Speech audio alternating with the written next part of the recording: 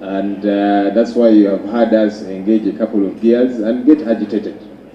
We last were with them on Thursday, last week, and we notified them of meeting them again on Tuesday, to which there was no objection.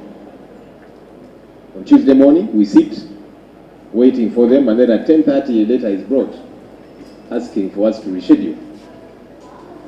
We thought that that was very irresponsible, and as a committee, we felt taken for granted. We are human beings, Honorable Minister. We are understanding. We know that these entities have work to do, but also emergencies can arise, or whatever the case might be. So when somebody wants to have a rescheduling for one reason or another, we are understanding. Yeah. But when the request for a reschedule comes when the meeting is already ongoing, and the request is not entailing an emergency, it was pre-planned activities, we ask, so why were we not informed on Thursday? Busy people, as you know, and as chairman, it's not usually a very easy task for me to whip them to come. So when I get them here early, and then a witness doesn't show up, they feel agitated. They feel disrespected, and I don't blame them. So we think it's important that you call your troops to order. Because if we can ask you to come and you show up on time, you're the minister. I got a letter from the Ministry of Finance asking for a rescheduling. It did come in very good time, but at least it hasn't come this morning. So if the ministers can do this, I don't know what is wrong with your staff. So that's a matter that we thought we should put to your attention. We also discussed something which I said when the minister comes, we shall ask him to clarify. We saw in the press, yourself, Honorable Minister, seemingly castigating the work of this committee. You did say that we are pulling down individuals, I suppose referring to the CEO of Uganda Airlines, that we are spending a lot of time trying to pull down individuals. You are a member of parliament, you're a minister, you know the work of committees such as this one, and you know our mandate. So when I saw that video with yourself, I didn't read, I saw. I thought, okay, now that the minister will come, we shall ask him to clarify. Does he imagine the work we do is not relevant? It is just witch hunt trying to pull down individuals? We thought it would be good to get clarification from you, sir, on that issue. So I thought let's begin with that quick housekeeping and then we get to the deeper issues. Members, first of all,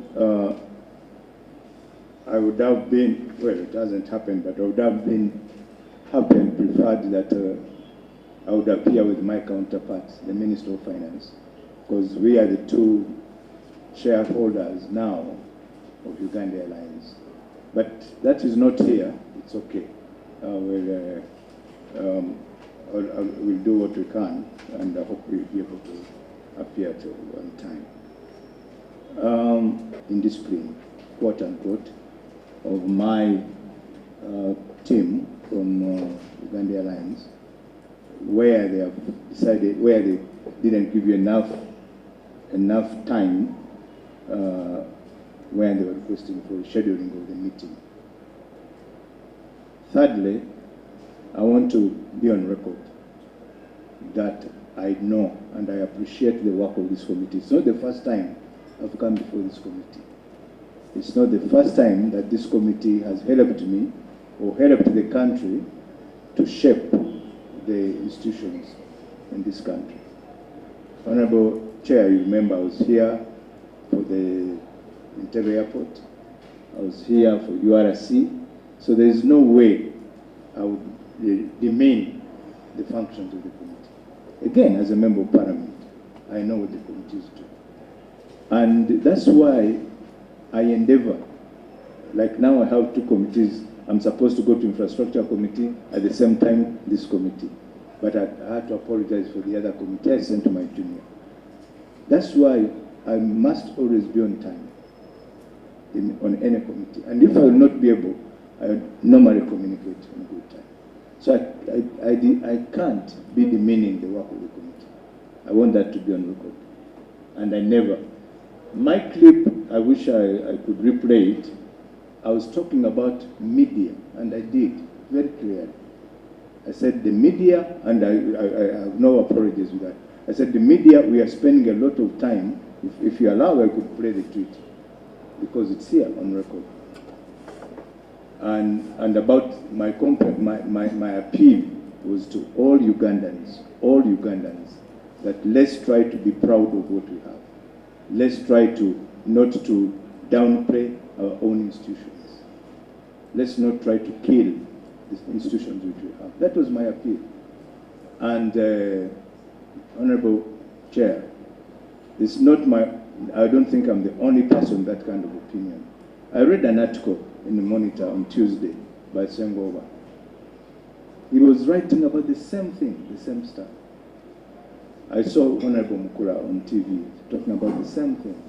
Let's try to promote. I'm not saying the committee should not do its work. Definitely, it must do its work.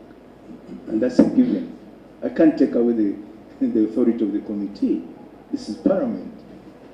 So I totally want to, if I was misunderstood when I was making my appeal for people to stop tweeting and trying to malign the institution, I would say I'm sorry for that. But my intention was to make people feel that this airline is their asset. It's not a personal airline, it's a national asset. It's everybody, should be everybody's pride. That's what I was talking about. And I would still call on Ugandans to do that. Yesterday, I think some of you saw the tweet by a white man who picked something, I think it was an old airline, a junk of the Uganda Airlines, and was saying this is Uganda Airlines. And instead of us maybe even deleting it, it went viral. And that's not true. Yeah, the Honorable Chair, I don't know whether you saw that tweet. This was a white man who was talking all kinds of terrible things about the country. And he used an image of an old airline, a junk. I don't even know where he got it, because it's not even in Entebbe. And so these are the kind of things I was saying. We don't need to be like propagating this kind of information or which affects our airline. So that was my call, and I'll continue calling on Ugandans. Yes, as I said, we have issues. Totally. I don't deny. I have the auditor's report, sir, as you invited me. In respect of the auditor's report, we acknowledge this report. But I also want to say that Uganda Airlines, as of now, we may call it a state-owned enterprise, but that is not what it is meant to be. When it is being established, it is supposed to be a purely business enterprise. And as of now, much as we are holding 50-50 shareholding between me and Minister of Finance, formed on behalf of Ugandans, we are very hopeful that as soon as Uganda Airlines breaks even, shares will be floated for Ugandans to buy share in the airline. So this is not a parastatal. It's not like URC. It's not like a Civil Aviation Authority. This is a company with, as in the Companies Act. That's how it was established. It has a board, it has management. And so issues of accounting, it's self-accounting. And that's why the Auditor General goes directly to talk and work with the Chief Executive Officer. So this is what I can say as of now. But again, I want to reiterate that I did not, and I never meant to belittle the committee. Never. The issue of saying we could have this in closed session, like some of those sensitive issues, maybe it's because of the background where I came from, in the military. We used to have so many closed sessions on issues which were thought to be highly of national importance. That's why I was saying, yes, we could go deep and investigate deep, but it could be done in a closed session. So that's my submission on those housekeeping issues, and I will submit. Thank you, Accounts Committee. And so we do the work on behalf of the public that invests money in entities such as Uganda Airlines, and that's why we do the work that we do. Of course, many other people might say certain things. You have mentioned, whether it be writers and the politicians.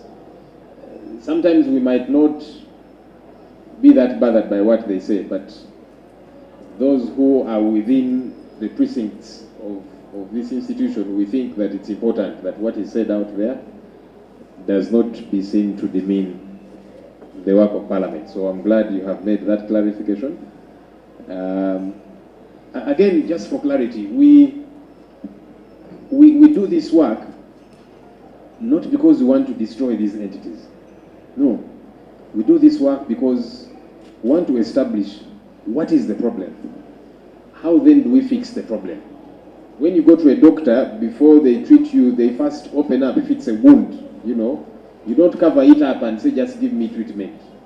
They need to establish what exactly. They need to diagnose and then find the remedy. That's why we do what we do. We want these entities to be able to function. And as you have mentioned, the Auditor General's report raises so many issues. And that's why we pick interest. We have 121 entities under us as a committee. Truthfully, we are not able to interact with all of them, given the time frame. You have just, a few months.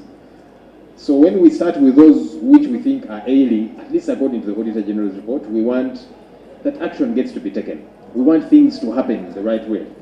And we are waiting, for example, for a Treasury Memoranda on Uganda Railways Corporation, on Uganda Civil Aviation Authority. We did release our reports. We want to know as Parliament our recommendations, what actions have been taken to see to it that these entities get to function the right way. You remember we made a case for Uganda Railways Corporation to say these people, they should be paid. That cannot be said by people who want to destroy the entity. Yes, we shall call them to order, put their heads on the chopping block where things need to be fixed, but we vouch for them. And we want to see how we can vouch for Uganda Airlines after we have dealt with the issues that need to be dealt with. Let me not dwell so much on that issue. I want us to now dig deep into issues, some raised by the Auditor General's report. As a committee, our mandate is wider than just the Auditor General's report. When you read our rules of procedure 159C, when an entity is under us, we are responsible for playing an oversight role to see that this entity is healthy. So some issues are raised by the Auditor General's report, some might not, but we dig up, When, for example, we meet some staff members of some entities who say there is a problem here, we are suffering here, as a committee help us. It might not be in the Auditor General's report, but it is within our mandate to establish what is happening here. How can we deal with it? So that's why we are here and doing the work that we are doing. Clarification, Mr. Chairperson. Yes, please. Thank you so much. It would be comfortable to have some of these discussions held without the cameras present. Even in the clip that is making rounds, it is what you are referring to. You've as well hinted on the same now. We would like to know what are those issues that you find not fitting to be taken to the public, this being a public institution. Because for you not to be misquoted, for someone not to think that maybe you are covering up something, what are those sensitive issues that you think Ugandans are not supposed to know in the due course of the investigations being made? Yeah, sure, please. Then the media is here, so I'll have to say to them. So I'll have not achieved what I wanted to achieve. So I pray that maybe at some point, if you allow, we could have some depth discussions on this matter. Would someone take it for a cover-up, Mr. Honorable? Let's do this. I suggest we don't dwell so much on this issue. Now that we are here, we have limited time. Only one point. there is particular information that the minister wants to avail to us. And because it's his right, like any other witness, you know, a witness might say, Honorable Chair, I want to be truthful about certain issues, I want to give information, but I'm afraid I can't say it with the cameras around. Any witness can say that, and we have had witnesses ask for that, and we allow, and we say, okay, maybe keep that for the tail end, we shall ask the media to leave, and then we get that information. Because we also want the information. You know, if a source says, I want to be protected, I want to tell you, but I'm not able to tell you when the cameras are here, it's also in my interest as the chairperson to get that information. So, if at any one time there is any particular information that you think you want to provide, you let us know, and then we can request our friends to give us some time. So, we'll work that as we keep moving. Honorable Minister, we wanted to understand, now that you're confirming that Uganda Airlines has 2 shareholders, and that's as of now. That's Ministry of Finance and Ministry of Works, not Minister of Finance and Minister of Works. And it will be important that we get some of that documentation. We don't have it, which stipulates ownership. You know, I hope we can get it soon enough so that we know. There's too many rumors out there. Our duty is to understand and get the truth. So now that you're here, we want to get this information. People think now this Uganda Airlines, who exactly owns it? I'm sure you read these things. We must get to know. So we should understand and get those details. What would you say is the role of these 2 shareholders, now that you represent one of the shareholders, the ministry for which you're minister? Thank you. But when this company was being set up, I think it had to follow the Company Act, the company regulations. And at that time, because we could not put it, as I said, we can't put it out there for shareholders, people to buy shares in that company. Very few, if any, would buy a share in a company which is not even breaking even. So the legal mind advised that we set up a company. We set up a company in the name of Uganda Airlines Limited, which was registered as a company on the 30th of January 2018. And the Attorney General guided on these matters. Parliament also passed that provision. And that's why now it became a company. And that's how we come to, as of now, as I said, hold 50-50 shares for and on behalf of Ugandans. The documentation, we'll be able to bring it to the committee. My PS will be able to do that. But PS, you can add on this. Chair and members, please appoint the board and discipline the board as well. And also they take decision on important matters affecting the company during the annual general meeting or extraordinary meetings. Okay. Yes, Honorable Zibama. Maybe I should be coming in at this moment. But in terms of governance, because this is an area where I think I can claim some bit of it. Honorable, if you could pull the microphone a bit closer. So in terms of governance, when you look at whatever is happening at Uganda Airlines, it's like the board has no powers. And the Honorable Minister and the PS. Chair, is it the board or the shareholders? No, the board. Yes, essentially I can talk about a few matters we have reviewed here. In the matter of now the CEO. So if you look at the minister's directive, whatever the source of the directive, for you to communicate it, it's like now you're giving instructions. Maybe if we take it this way, because I wanted us to move to that issue. See, there might be a contradiction including that because issue. the PS, well, maybe yes, just want the impression that there is a functioning limited liability company. And you're saying your role is about policy and supervision. That's not true. Maybe we'll look at what is going on. It's not true at all. Okay, picture of the shareholders. What would you stipulate is the role of the board, plus its powers and so on? gives direction to the management of the company. They appoint the CEO and other senior staff. They exercise disciplinary control over the CEO and other staff. They approve the budget and work plans. Who has top management? It's the board. Hmm? It's the board. It's the board. Yes. Okay. Top management, that's well, up to what level, what positions? Of course, there are different levels. There's the CEO, there is the head of finance, then we have the chief pilots and all that. These are the top. The commercial manager, the cargo manager. These are some of the positions. But we can give you the whole list of the top management. Okay, and of course we're trying to understand, how people take up positions of management. And one of the concerns was the position of CEO. And in the explanation of the board, in seeking to recruit a chief executive officer, CEO, they hired a company, PricewaterhouseCoopers, paid them 98.1 million shillings to do this job. Now, an advert was put out for those who were interested in this position of CEO to apply.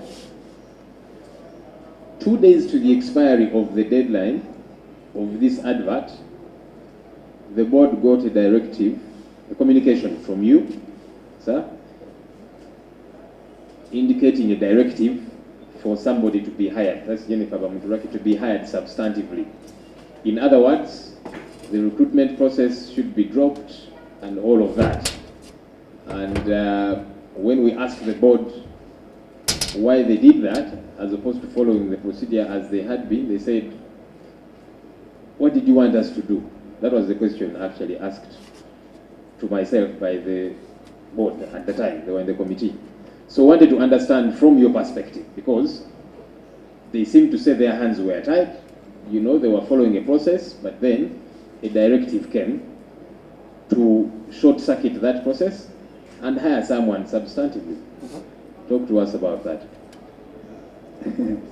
Honorable Chair and members, and the Constitution spells out powers of different organs. The President, under Article 98 and 99, it gives him powers to exercise. If the President has authority to appoint a Governor Bank of Uganda, to appoint a Chief Justice, to appoint a CDF, to appoint an IGP, to appoint a Commissioner General of Prisons, what authority would I challenge his appointment of a mere CEO of an enterprise when he's exercising his powers? Maybe for starters, what was the exact communication of the President? Request that at an opportune time, sir, you interact with the President and find out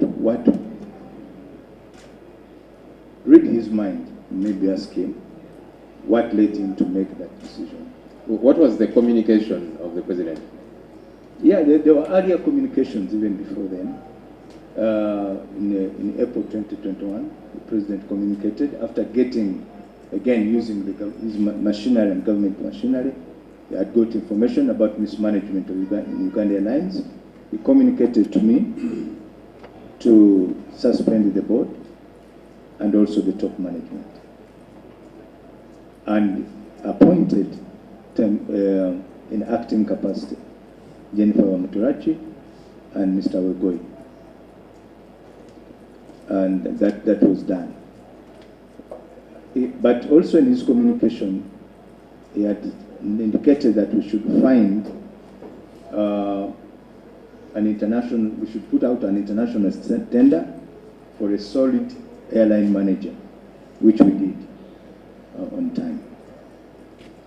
Now, if along the line, along the way, the president found more reason to have the acting CEO confirmed,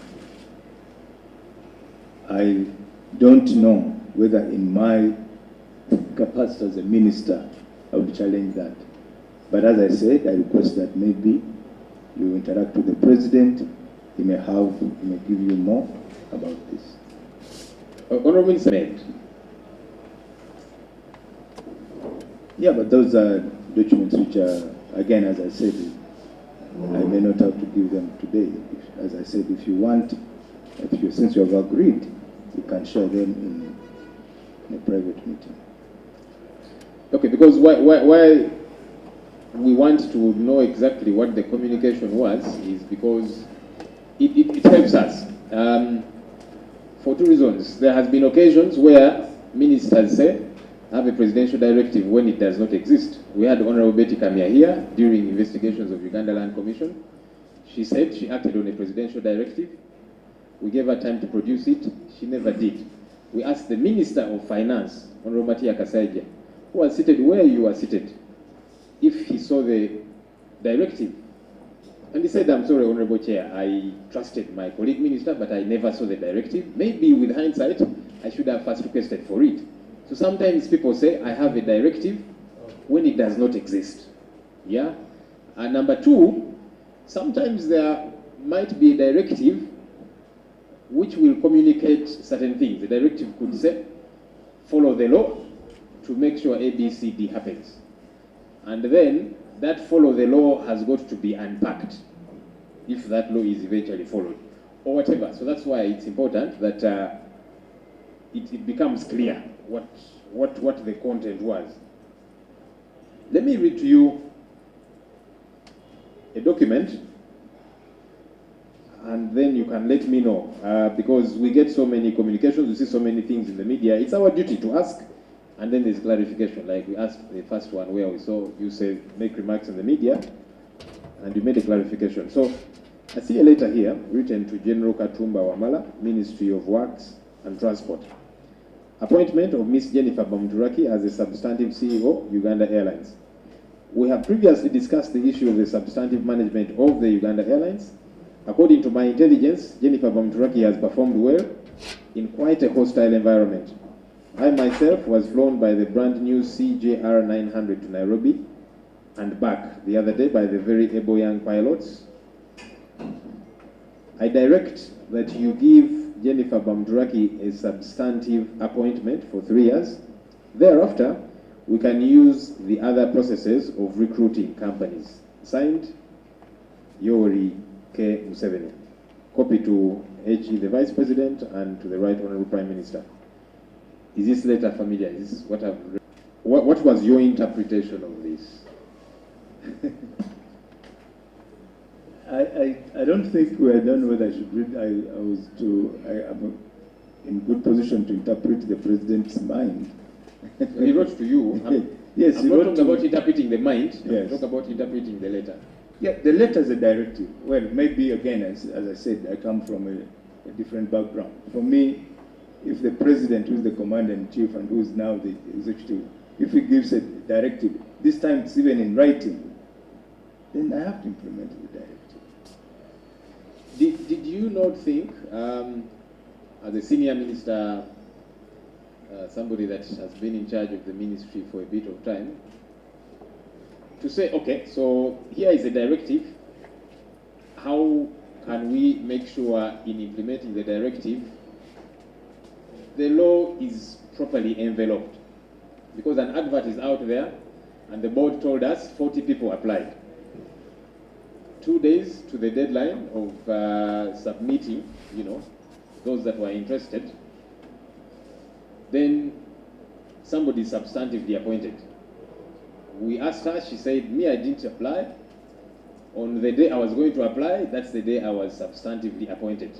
Those were her words. So it leaves us in a bit of confusion because the president, for example, appoints ministers like yourself. Those ministers come to parliament and go through a vetting process. Yeah? Yes. And some meet the threshold, like yourself. There are others that don't meet the threshold. This parliament, not even the 11th parliament, parliament generally has at some point said no to some appointees to say, you know what, this one does not meet the mark. And so the appointment is put aside.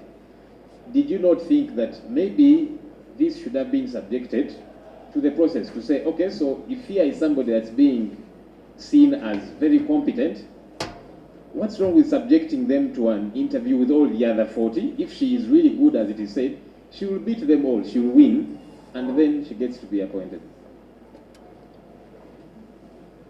Honorable Chair, you have read the letter very well. The contents are very clear. The President said in his own handwriting, in his own writing, which means he had taken extra. I know that before he appoints anybody, he has enough dossier on that person. So I would not, and it would be disrespectful of me to challenge the President's directive. It would be disrespectful. And I would not want to be doing that because, again, as I said, from the institution I came from, we respect order, we respect directives. So I had no reason to disrespect the President's directive. What I did is to write to the board, and I told them, follow the process of appointing the recommended person to the position. Okay, so you are saying you wrote to the board and told them, follow the process of appointing the recommended person. That's what you have just said. Do you have a copy of that letter which you wrote to them? Well, again, the invitation was saying we are going to look at Auditor General's report. He didn't, I wish it had been saying all issues concerning Uganda Airlines, but it was very specific, like I think you have a copy, said Auditor General's report. Okay, so let's take verbatim what you have said. You wrote to the board and said, follow the process. Do you think the board followed the process as you guided them, assuming that's actually what you said in your letter, that follow the process of appointing this recommended person? Did the board follow the process? Now, that would be micromanagement. The board is a board. It has the responsible people. They know what they're supposed to do. So I cannot again go down to see, to supervise them to do what I would have directed them to do. It would be micromanagement. No, I actually think, Honorable Minister, when you issue an instruction, you follow up to make sure it is implemented. You ask for a report. So micromanaging is when you go and do it for them. So here we are talking about you writing to them, as you have said, and you indicated to them, follow the process to appoint this recommended person. I think you are duty bound as the person superintending over the entity to ask for a report, to follow up and be sure, have they done what you asked them to do? Have they followed the process? I appreciate that concern, but I didn't at that time think I should follow a letter, a directive I've given to see how it has been implemented. Because, as I said, this is an entity which is self-accounting, self-governing, and the people we put in charge, they are really people whom we know they have the capacity. So I could not go down to see whether my instructions were followed to the letter. Okay, you probably were not able to at that time. What it means, I should tell you that generally, people don't do what is expected. They do what is inspected. As a leader, I'm sure you know that. So you are the minister superintending over the entity. You represent 50% shareholding. So you're not just minister now, you're also shareholder. I would think that after giving and issuing an instruction such as that, follow the process, a couple of months down the road, it might not be at that very time. You say, I trust you people, I've given instructions, I know you will do the right thing. Have you since established, now that some months have passed, have you since established whether the board followed the process as you instructed them? Yes, from the appointment letters which they gave, they must have followed the process. They must have check- followed the process. That's They different did. from whether They- you're sure. They did follow the process. Okay, now the board was here, Honorable Minister, and the board told us when they got your letter, they immediately discontinued the recruiting process. They told PricewaterhouseCoopers, even though we have paid you 98.1 million, stop that process. We have hired, just a second. Well, I'm telling you what they told us. You know, so they cut short that process and said, look, we have a letter from the minister, and so we are hiring somebody substantively. So 40 people who had applied were not even interviewed. That number was given to us by the board. So they were not even interviewed. Everything else was ignored. And then somebody was hired. Those are the words of the board. So how do you say they must have followed the process, especially if you didn't cross-check to be sure they did? No, Honorable Chair. The fact that people had applied, does it mean you, once you apply, you will definitely go for it? No, at least you're given an opportunity to Yes. do interviews, and then you're proved worthy or not. Of course, even the firm which we hired was not only going to interview, was not only for the CEO. We have other positions which they were supposed to conduct interviews for. Now, Honourable Minister, as Honourable Minister comes in, I am now getting, I don't know whether to believe you or the board, because the board said they hired PricewaterhouseCoopers with instructions to recruit a CEO. After this was cut short, the board told us that they told PricewaterhouseCoopers, we shall engage later for recruiting other positions. Yes. What you're saying is that at that point, they were recruiting both CEO and other managers. That wasn't it. At that point, they were recruiting CEO. Those are the instructions which the board gave PricewaterhouseCoopers. So when that process was cut short, they said, we shall let you know about an engagement for recruiting other officers. So in the PricewaterhouseCoopers, as you were saying, that they were paid, they were not paid for that job because they didn't conduct that job. But the board, that's why it was going to be important for them to be here, because they said why money was extended to PricewaterhouseCoopers, they spent money, they advertised in the papers. You know, I don't think that was done for free. The accounting officers here. Chair, we had an engagement with Pricewaterhouse, and the contract is signed. When the process was terminated, we engaged them, and we are in touch with them because they had proposed to give us what they had spent so that we make it good. But we say, no, let's have further engagement after we engage you to do some other work. And we in that process. Okay. Honorable Chair, I just have a few issues for clarification before maybe I refer to one other document as we go along. Honorable Minister, you just expressed perspective that you're working under a directive from His Excellency emanating from his powers under the Constitution, which we are not denying. But you told us this morning that this is not a parastatal. It's actually a limited liability company. If it was an ordinary parastatal, maybe the assumption is that it's here under the control, almost total control of government. But you have shareholders, and you expect even other investors to come in and buy shares. So we are selling shares to the public as a limited liability company, meaning that the operations and management, total governance, is within the Companies Act and the Articles of Association. So kindly please just mention one article within the Articles of Association of Uganda Airlines, giving powers to the President or yourself as an individual shareholder, because you're not saying shareholders meeting with the Minister of Finance, but you say, I directed. So it is you and His Excellency the President that directed appointment, which is irregular and illegal, because this is a company limited by shares, and you're going to offer shares to the public, giving the confidence that they have powers to manage their company as shareholders. I would have expected you to come up with a resolution of the shareholders, you and the Minister of Finance, in respect of that matter. It is not there. 2,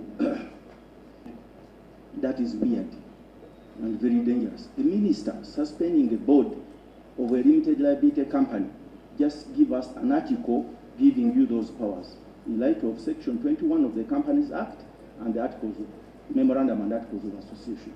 If it is not available, it exactly shows the impunity and arbitrariness, how we are running this company.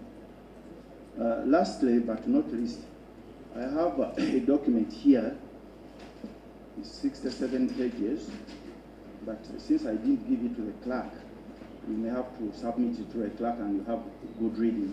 It's a letter addressed to you, dated May 21st, 2021. Page 3 talks about this particular issue, where the board is not happy with what is going on. And we were just telling last year that the board actually went through the process. Mr. 20 what? May 21st, 2021. It's a letter addressed to you, and Who wrote the letter? the chairman of the board, Ahabu. But I have It means at that time. At that time, talking about the issue of the person you are really appointing as a CEO and giving all. Can I finish? Yes. So, give it to the chair and you for further reading. But it's still really giving a different perspective when you say the board approved, when the letter is actually contesting the very issue you're talking about. I'm really worried, with all due respect. Maybe let A report to the minister. Honorable Chair, I think we are mixing two things. Let's give you some more background. Uganda Airlines, as we said, came into being at that time in 2018. A board was appointed, headed by Perezi Ahabu. It was approved by cabinet. After, by the 21st of April 2021, the board, that board, and the management was suspended on the directive of the president because he had gathered information about the mismanagement, and there were about 18 areas of mismanagement which are under investigation even as I speak now. Some of them are still with IGG as investigation. So that board ceased to exist. So Uganda Airlines for some time performed with a temporary, we'll call it kind of an interim board. An interim, because you'll answer. I allowed you to finish, let me also finish. So it was the interim board was put in place to ensure that the processes and the institution can run. A new board has been appointed, headed by Mrs. Seruka. That's a new board. So the reference you are making of Ahabu writing to me about Bamturaki in 2021 was overtaken by events of the directive of the president. I think maybe what is pointing out is that at the time, the board chairperson wrote to you raising a couple of issues. Now, you can say either you didn't think the issues raised, held any merit, or you disregarded them or whatever, but you cannot say that they have been overtaken by events. Part of this inquiry is into the Auditor General's report, ending June 30th of 2021. We are in 2022. So somebody cannot say, but that report has been overtaken by time and events. You get what I mean? So maybe a response could be, yes, I got the letter, but I didn't think there was any merit, or I just chose not to act on it, or whatever the case might be. But we cannot say it's been overtaken by events. No, what I was saying, according to my fellow shadow minister, from the presentation It was like saying what was done by Habwe is the same thing which has been done. It was like, for him, it was the same boat, which I'm clarifying that it's not. Mr. Chairman, I have a letter, 30th July 2021. I hope you received that copy. Or you are aware? Yes. What are the contents? Yeah, We the don't know. letter is actually referring consideration of removal and appointment of the board to the Articles of Association. So my point I'm raising, in whatever you're doing as either shareholders or as board members, you must follow the law and the Articles of Association. In fact, it is actually contesting your suspension of the board because you did not follow the law. Yes, yes. Chair, we registered a resolution for those actions, and the resolution is available. Yes, Mr. P.S., you can carry on. Resolution to form the board at the shareholders and the board, and whatever we are doing was being guided by the provisions under the company law. You registered? The resolution of shareholders and it also a resolution of the board to handle those matters. Do you have copies of those? Again, sir, as I said, No problem. the invitation was not bring everything to do with the Uganda Let's Airlines. take note of the documents. We would bring the Let's text take of note God. of the documents, and the clerk is noting, so that we avail all those documents tomorrow. They will help for us to get good clarification. So, Honorable Smabi, what you are raising is... Attorney General rightly advised that because the Honourable Minister talked about suspending the board, there was no board. That whatever was done was irregular. The board was entitled to be heard. In other words, your suspension was out of bias, the law. So my worry is that the Honourable Minister, who is a shareholder, and the one inviting the public to invest in this company, is not following the law. He's following directives and personal wishes and whims. You see, he has not quoted any article, because this is a limited liability company. It's not a parastatal controlled by the state. You are there as shareholders in a public company which is supposed to invite us to invest, but you are suspending the board without a resolution of shareholders. When the powers lie in the shareholders meeting, you also appointing a CEO who is supposed to be appointed by an organ of the company called the board of directors against their advice. So, Maybe to put the question plainly, 95(3) of the Companies Act of 2012, when directors are to be removed, they must be given a fair hearing. They must be heard. Did this happen? Honorable Chair, this happened. But the Auditor General, the Attorney General, No, seems to say we have proof that everybody appeared before the shareholders and was heard. The records are there. The due process was followed. First, we wrote to them to put them the issues which were of concern, and we asked them to respond in writing, which they did. Later on, they were invited for a hearing, and that was done, and it is on record. yes, when you say we asked them, did you attend that meeting? That one, where they were given that audience? I did. As who? Because you are not a shareholder. No, Yeah. I am like the secretariat of the secretary. who else was in that meeting? Minister of Finance and myself. Yes. With the secretary. Yes. And the secretary. Okay, so we will need to get, and you said you have the minutes. We have the minutes. We have the document. I don't know whether it's the PS or somebody is noting these documents that we require tomorrow. Your team is doing so that we see them and be sure it is tallied. Because when we read what the Attorney General is saying and it doesn't seem to tally with what you're saying, we get a bit confused. But if you're saying the documents are there, we shall want to see them and ascertain. Yes, Honorable Gaffa. Thank you, Chair. On the issue of the board that was suspended, the litigation in the future, This board was appointed for a specific period of time.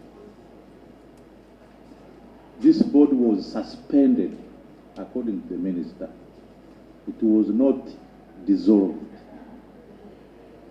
It was suspended, and then an interim board was put in place.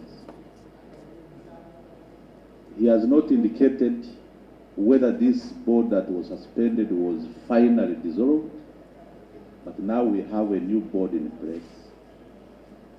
Legally, what it means is that the other board that was suspended is still on suspension until the investigations on the issues that led to their suspension are concluded, and then the board is either dissolved or reinstated. I just need to get that clarification, because in the future it can cause us problems. Member of the members, the audience, that board was dissolved. So the old board does not exist. And was that resolution registered? The board. I will find out. Oh, so the others you're very sure, this one you're not sure, you're saying you'll find You out. cannot recall everything. This paper is on file. Because this is, remember, filing and registering suspension, surely you can't forget if you eventually dissolved formally. You can't forget that. We shall get back. Mr. Chairman, again for Chairman, boards are not dissolved. The shareholders, you have the powers, board and appoint. My worry is not about even whatever they did. Formally, as an organ of shareholders, you did not sit to dismiss this board. However, what the Honourable Minister said is the President was not happy with the operations of the board and directed that should be suspended. So that directive was out of bias. One. Two, when you appointed the new board as shareholders, that is okay. This board, the previous board ceased. I have no problem completely, because now at that moment you appointed a new board. We want to see a resolution of the meeting of the shareholders appointing a new board, because this is a limited liability company inviting shareholders outside the ministry. The issues of the companies, and it's separation, and you said it's not.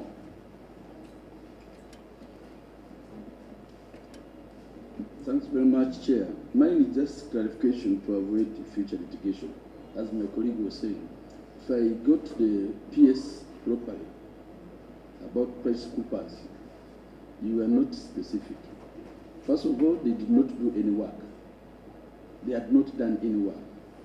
This is a big organization that you don't take for granted. There is a statement you made that we told them, since we can get you other jobs. What does it mean? That they are demanding you something unless you fulfill in the future that you give them other jobs. Should you fail to give them, then they can show you. Can you clarify that so that I'm comfortable that Price Coopers will not come in the future and say I'm demanding 100 millions for the service done, and it raises another audit query? Chair, it's not true that they don't exercise, and they incurred some expenses, which they have put to us. Okay, you told us earlier that you wrote to the board and you told them follow the process of implementing this recommendation to substantively appoint Jennifer Bamuturaki. I have a letter here which you can clarify if it is a true reflection. This is a letter from the office of the Ministry of Works and Transport, written to the Chairperson Board of Directors, Uganda National Airlines Company Limited. Reference is made, appointment of Ms. Jennifer Bamturaki as a substantive CEO, Uganda Airlines. Reference is made to the letter dated 24th April 2022 from HE, the President of the Republic of Uganda, in respect of the subject matter above, a copy attached to his reference. The purpose of this letter is to bring the directive to your attention for implementation. Signed, the Honorable Gen.Katumba Wamala, Minister of Works and Transport. Is this similar to what you said? Because the words you told us is that you wrote to the board and told them follow the process of implementing this recommendation. Is that reflected in this letter? By the way, is this Yes. was this letter written by you? Implementation means, Maybe just first confirm. Is this the letter you wrote? yes. Okay. Implementation means you take action according to the law. Do I have to define? But your earlier remarks were that you defined. The letter which you are owning up does not define that follow process, the due process. Honorable Chair, as a board, they have guidelines on how to make appointments. So if I say implement, it means you follow those guidelines to implement the directive.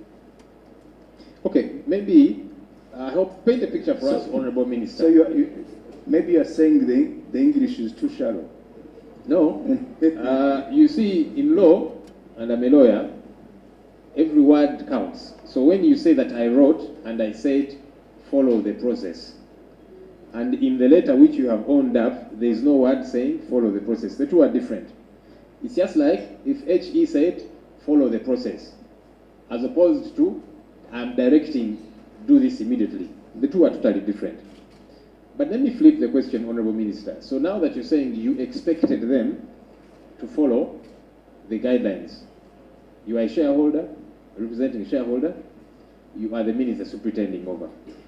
What is that process which should have been followed to appoint a substantive CEO? What process is that the board should have followed? I think that question should be put to the board. They know.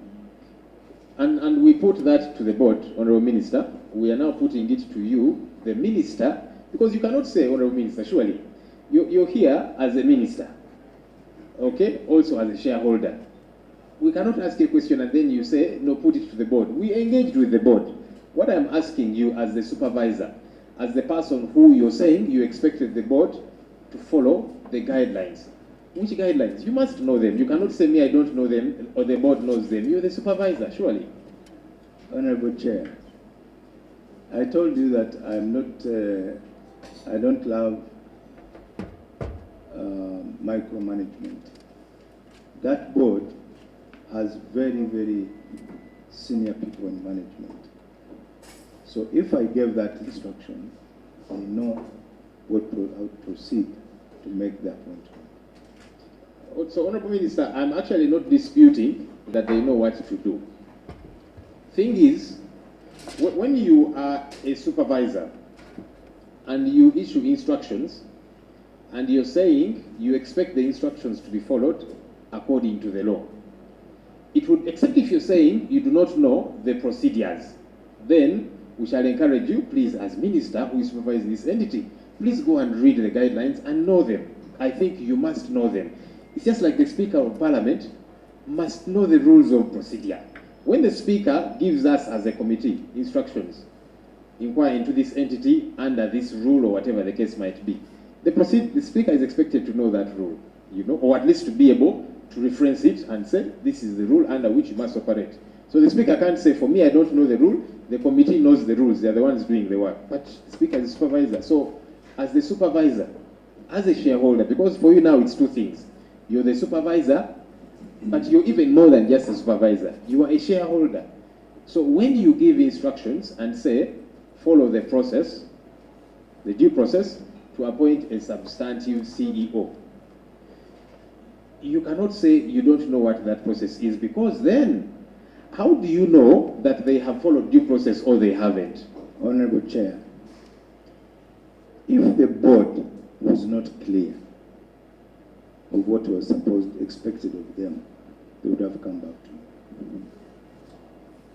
If the instructions were not clear. because this is a body. I mean, this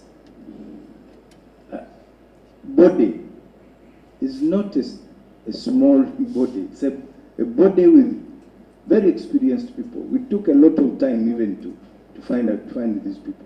So if they were not clear with the instructions, I would have expected a response to say, we have received your letter, but we don't know what to do. So, Honourable Minister, let's imagine the board understood it the way they did, and they went ahead to act. You as supervisor, how do you tell that they actually did the right thing? Because you see, as a supervisor, when you give instructions to people, some will understand them and do it the right way. Some might misconstrue and do the wrong thing. It is your duty as a supervisor to tell them you have done the right thing, or you have probably not done the right thing, you've not followed the law or the procedure, do it this way. So how do you know? Let's forget about whether or not the board understood you. Let's imagine they understood you and they knew what to do. Yeah. For you as supervisor, how do you know that they followed your instructions of following due process, or that they did? Because they appointed the CEO, they appointed her. So now that they they had are the terms of reference for a job. okay, so they did that. But Chair, Are you able to, just a second, are you able, Honourable Minister, to confirm to us that now that they appointed the CEO, they followed what you told them, that followed due process? Do you know if they followed due process, you as supervisor and as shareholder? Because you can't say there is a substantive CEO, so they must have followed the process. Maybe they followed it, maybe they did not. So do you as a supervisor, as shareholder, know if the board followed due process, which you asked them to follow in appointing the substantive CEO? I think we are going around in circles.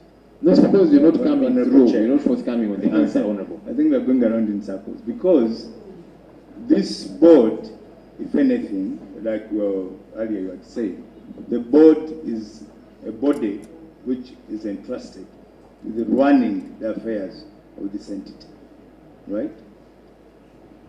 If the board was not sure of what was expected of it, then they would not have gone ahead to appoint Jennifer as the CEO.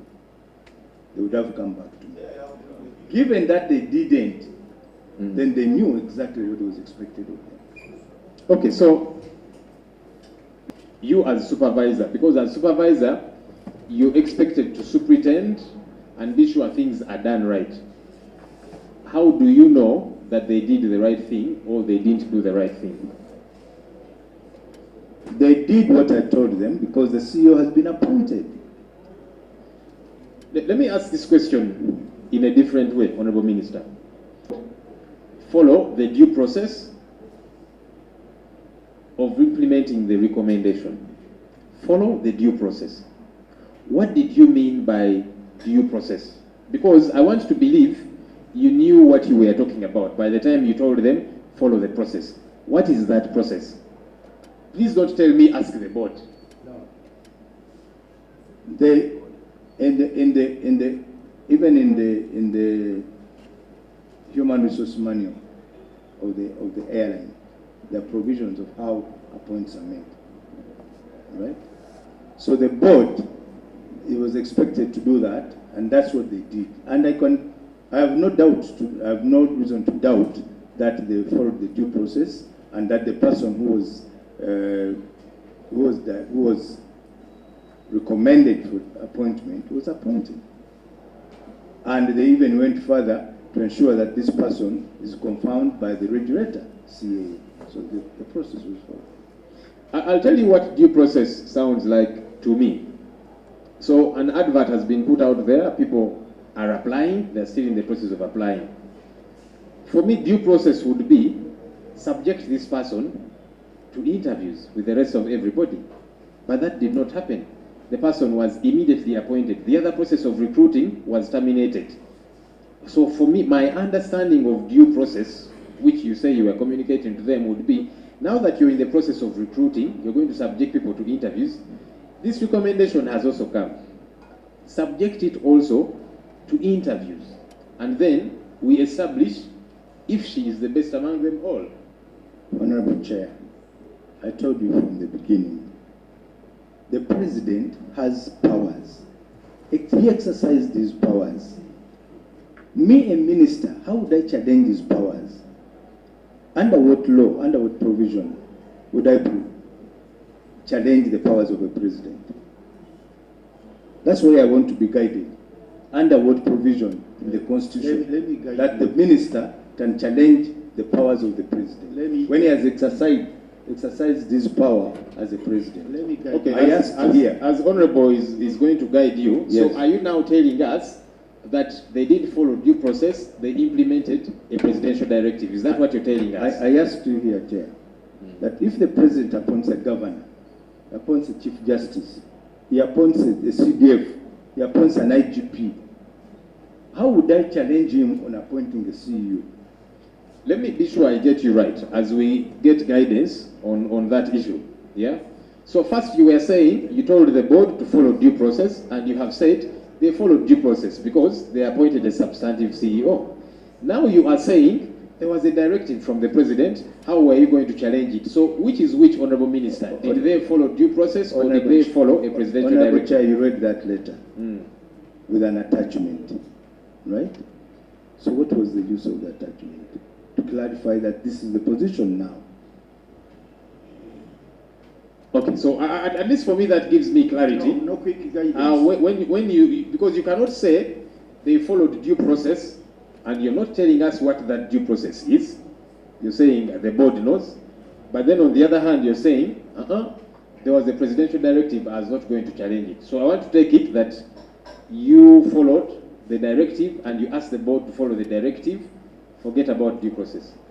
Yes, and I would want, Honorable Chair, if you want to challenge that, invite the president and put him to it.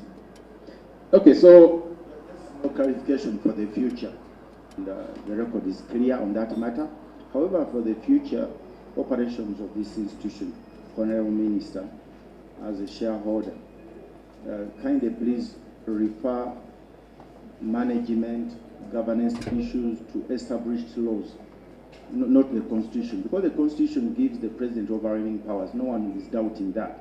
But even appointing the CDF, he's appointing the CDF under specific law. If even the governor is under specific law. So the operating law here is the Companies Act and the Memorandum and Articles of Association. Actually giving you overwhelming powers as a shareholder, even to dismiss or to dissolve the board with or without any good cause. Otherwise, when you subject public institutions which are quasi-private, where people are going to invest, and they are subjected to directives of a president, no one will invest in that company. Because I want to invest in a company as a shareholder where I have a stake and I have powers in management and governance. So if you appoint a board to do the work as an organ, and for almost 6 months there's no organ called the board, then there's no company operating. So please don't, I know you have the military background, armory in your armory, but this is really, it's a different matter. It has laws operating. So if you have an armory from wherever, you're subject to the organ, the shareholders meeting, where you shareholder. I appreciate. And then you pass a resolution. It will go down, and we have smooth running. But this thing I highly appreciate yes. my shadow minister. for you, Honorable Minister, to say, well, for me, I was directed by the President, go and ask the President if you want. I find that problematic because the supervisor of this entity is yourself. Who represents the shareholder, not the President, it is yourself. Okay, so you cannot say there was a bigger power that influenced me, so go and ask that power. But my engagement is with the supervising minister, my engagement is with the shareholder, who I expect to take decisions. Now, the shareholder can get advice from everybody, whoever, you know, from fellow leaders, from superior powers, from relatives, from whoever, I don't care. But ultimately, the decision that you take, you have got to own it. Surely, Honorable Minister, you cannot say, you go and ask the President. Well, you must own that decision that you took. So you cannot say, because I was following a directive, you go and ask whoever gave me the directive. Because as far as the law that I'm looking at is concerned, that directive, for me, is out of place. Who has the powers? It is the supervising minister. who has the powers, it is the shareholder. You are both of those things. So surely, Honourable Minister, you cannot say, go and ask the President. You must own your decisions. Honorable Chair, who appoints the minister? It's the President. They appoint you to do what? Because you see, when you take decisions, Honourable Minister, some are right decisions, some are wrong decisions. When you make a wrong decision, do we go to the appointing authority and say you're the one who has made this wrong decision? Yes, of course, the appointing authority maybe should have appointed better, but in that particular regard, we hold you responsible because you're the one in charge. You don't say, okay, now that I have, just as an example, that a minister steals taxpayers' money. So that minister cannot say, you go and arrest the appointing authority. No, we arrest that minister who has stolen that money.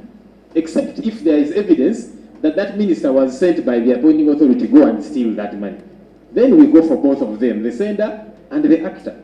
But if, away from that, the person who is in that position is the one responsible. So you cannot send us that now, go and ask the President when we have the shareholder here. We have the minister in charge. That's my challenge. Honorable Gaffa?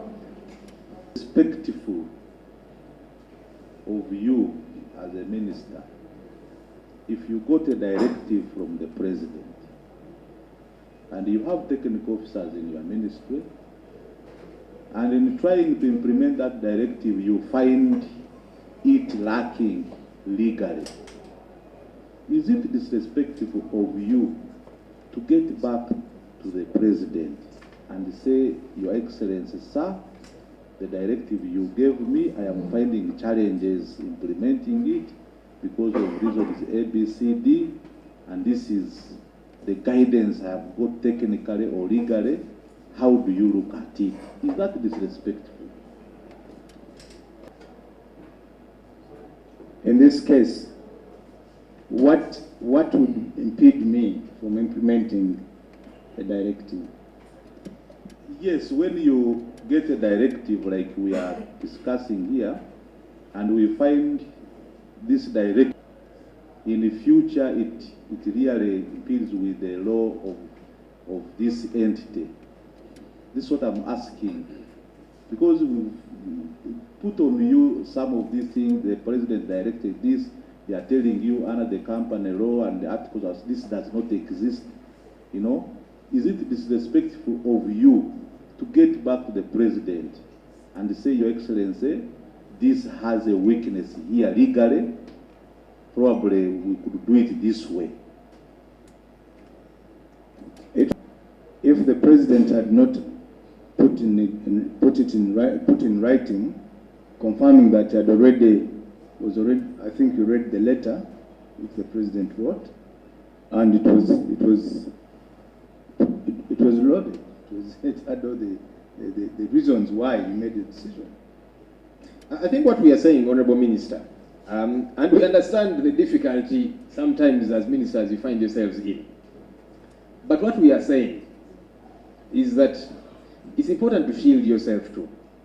Because you notice why you're not even responding to the question of what the procedure is, because you know that the procedure was terminated. You know?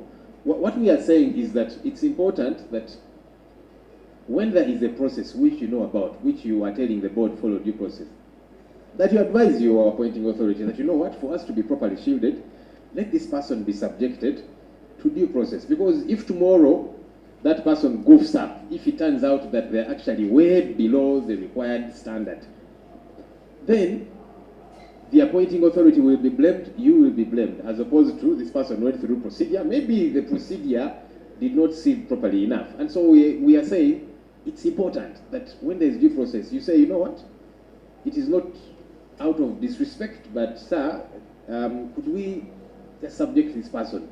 There are interviews that are going to go on, you know, let's subject this person to the interviews. If they are the best, they will come out the winner. It shields you as well, Honorable Minister, because now you're getting a beating, you have become a punching bag, because you took the decision anyway, you had the power to take the decision, and yet due process was terminated. I don't know if you hear us, Honorable Minister. I get the point. Okay, so let's move to something else. This particular issue, because the Minister gets it, so that we don't go in circles, you know. I want, maybe you'll submit on this one. I don't know if Honorable Minister, as shareholder, as the supervising minister, of course we don't want to micromanage. But for this entity to be healthy, you have got to keep your hands off but your eyes on. Some of the top officials running Uganda Airlines do not have the minimum qualifications according to the HR manual. We asked them for their HR manual, which they gave us. And then we asked them for their CVs, which they gave us. We compared and contrasted, and there were problems. The commercial director, for example, of Uganda Airlines, according to the HR manual, must possess a degree and several other qualifications. The current commercial director, Honorable Minister, her highest qualification, according to the CV which she gave us, is Senior 6. I don't know if you know about this and whether it concerns you. The current CEO that we have been talking about, Jennifer Bamturaki, according to the HR manual, which she gave us, must have a degree and then postgraduate, master's or whatever the case might be. According to the CV which she gave us, the highest qualification which she has, according to her CV, is a bachelor's degree. So that means she does not meet the required minimum qualification. I don't know if you know about these issues and whether you have interested yourself in them, because while there are those who will say, but minimum qualification doesn't matter, it's experience and all of that. So why is it in the HR manual? If it is irrelevant, the HR manual is made by Uganda Airlines and the board. They can change it. To be a member of parliament, one must have Senior 6. Yeah? That's the law. Okay? So my 2 degrees and the third one which I am doing do not matter. When I went to be nominated, I only took Senior 6 because that's what they wanted. I have 2 degrees, I'm doing a third. But I left those ones at home. They were not needed. Yeah? But then there are people who will say, for me, I speak good English. I can debate even though I don't have a Senior 6 certificate. They will not get nominated because what is the law? They might speak better English than Joel Ssenyonyi, who has 2 degrees, debate better, but if they don't have Senior 6 as a minimum, they don't qualify. So I don't know if, Honourable Minister, you have interested yourself in these issues. Thank you, Honourable Chair, and I have. Because even in the Auditor's General Report, it's among the issues. Having got that information, on the 17th of May this year, I wrote to the Minister of Public Service and the Executive Director, National Planning Authority, requesting for them to give me a technical team to conduct a manpower audit and evaluation of the current capacity of the employees of Uganda Airlines. And a team of we have put in place a team of 2 people from Ministry of Public Service. From Public Service, 2 from National Planning Authority, and 2 from Ministry of Works. And we gave them the terms of reference. Among them,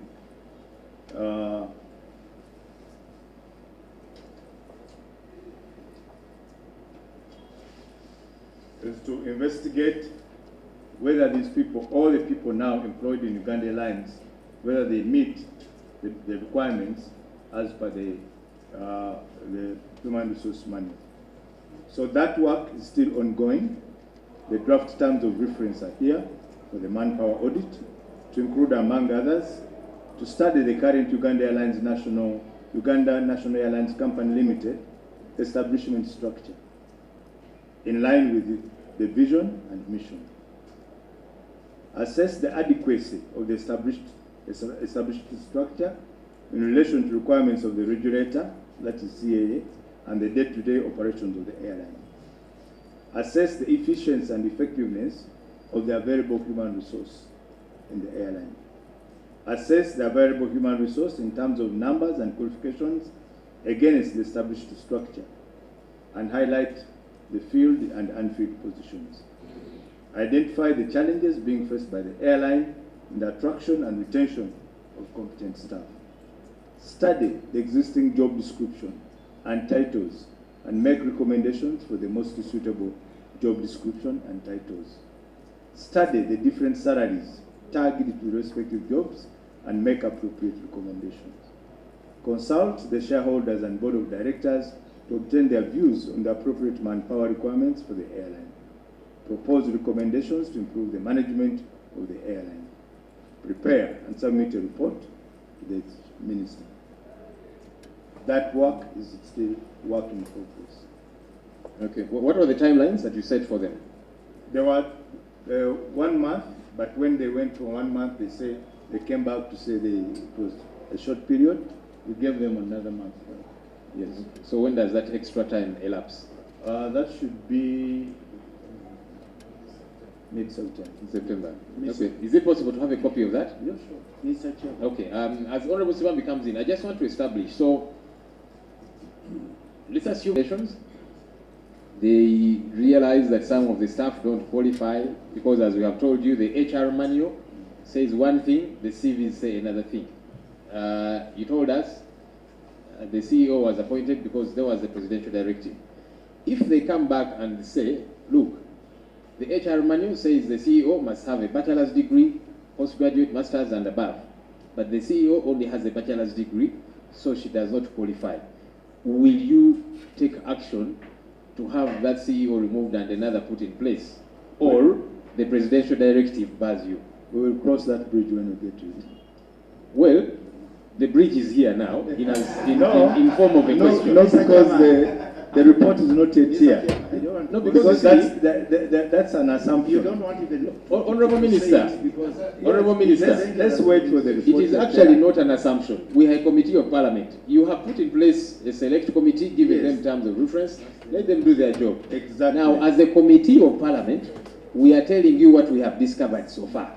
That based on the HR manual given to us by the team from Uganda Airlines, and based on the CVs which they have given us themselves, it shows clearly that the two do not match. And so we are asking if the minister is going to take action. So the minister cannot say, we shall cross that bridge when we get there. Honorable Chair, the report is not yet here. September is just next door.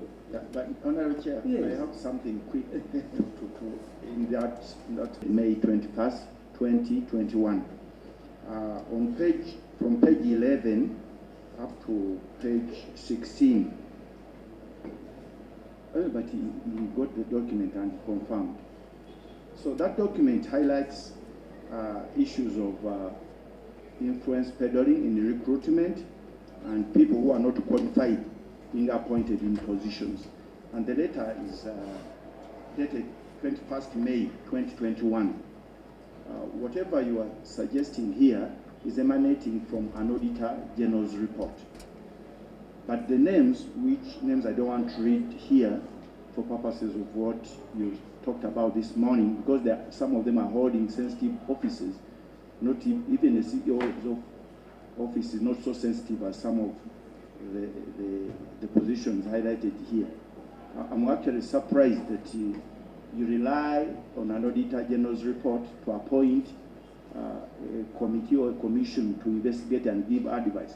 When the board, in its report, actually about 4 or 5 pages, is talking about influence peddling of some of your, even a junior minister, appointing individuals or suggesting names.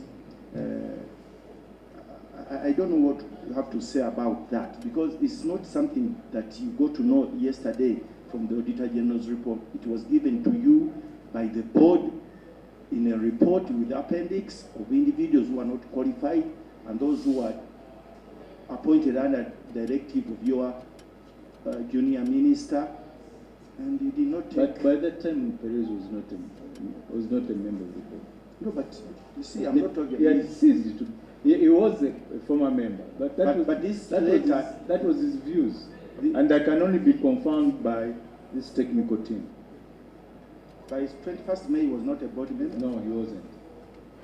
But did you receive this document? Who wrote the letter? By... Okay, he signed as a chairman of the board. Because maybe because he was irregularly suspended. Yeah, but I think the issue has nothing to do with him being a member or not, but bringing to your attention information of people improperly recruited. That's why we said, let this committee do its work. It will establish whether those people are still there. Are they qualified to be in the positions? They are not qualified. It has people from public service, National Planning Authority, and the ministry. And I am sure they'll do a good job. Honorable Naomi, then I'll come to you. Thank you very much, Madam Jennifer. Honorable Minister, we are, as a committee, have not been against Jennifer as a person, because in fact we saw her, many of us, for the first time in these meetings. And personally, as a woman, I would have been very, very happy to see a woman at that level and managing our aircrafts. But, Honorable Minister, we had very, very serious problems with Madam Jennifer. First of all, we asked her for her certificates, for her O-level certificates. She didn't have a copy. She said she lost it. We asked her for her A-level, same story. Then we asked for her graduate certificate because we were worried that a social worker should run an airline. But all the same, we wanted to see her certificate, which certificate she didn't have. We also wanted to at least get a transcript from her from Makerere. Madam Jennifer arrogantly, and she's very arrogant, Honorable Minister, she told us off that she doesn't know why Makerere has never given her the certificate and that she has been there 3 times. She has not acquired this certificate. And we wondered, a woman of her caliber and at her level and all the interviews and certificates and jobs she has held, why she has never bothered to go to Makerere to get her transcript. Honorable Ministers, if that was not enough, Madam Jennifer had a conflict of interest. She had an interest in one company and we queried her, we asked her, and she said she doesn't know anybody in that company. Honorable Minister, then we found out that she had actually connections in that company. And then we started doubting her. And even her names varied on various documents. So, and then she went outside and boasted that being a CEO of an airline is her gift, a gift from God, that she's gifted. Then we wondered, is she witchcraft? Is she practicing? How could she come here to tell the world that because she is gifted? Many of us are gifted in many things, but we don't take on jobs and own them. So, Honorable Minister, just single out one person in the company of Uganda Airlines. That's where our Jennifer, or your Jennifer for that matter, became a problem for us. And up to now, we still don't understand her, and she defies this committee. She doesn't attend. And the Honorable Minister, we saw your concern. I saw your concern in the media where we as Ugandans should not bother so much. But a person like Jennifer heading an establishment of that magnitude, Honorable Minister, leaves a lot of questions in our heads. Thank you, Chair. Thank you, Honorable Minister. Board. I understand right now we have a new board in place. And I wanted to find out what is the criteria for the appointment of the board. And then 2, what is the qualification for ones to become a board in Uganda Airline? And then 3, what is the position of the PS in the board? If it could be clarified, I think that would be very useful. The PS. Thank you. Yes, Honorable. Thank you, Chair. Namanya Nabo, Minister, you said you have instituted a committee to find out the human resource and all other gymnastics. Now, Honorable Minister, you wanted to get it clear from you. The recommendations of the committee when they come up, will you implement the recommendations or you will not? Just that.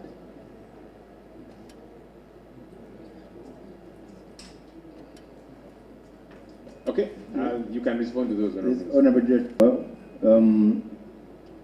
I totally understand the committee's concern. I would request that the issues which the Honorable has raised, because I find it very difficult to discuss a person in her absence, because I may be misquoted and all that, so I find it difficult, and she will not be here to defend herself. But since you have interacted, you have got all these issues, may I request that this, and I know it will, can form part of the report, and then that report will guide, which I know will be put on in the plenary, in the floor of Parliament, and then we will proceed from there. So I request that those issues form part of the report. Maybe just on that, Honorable, of course for us now we're interacting with you as her leader, you know.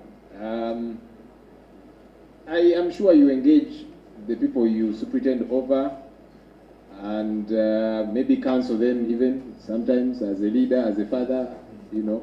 I think those are some of the issues Honorable Chibaju is raising, you know.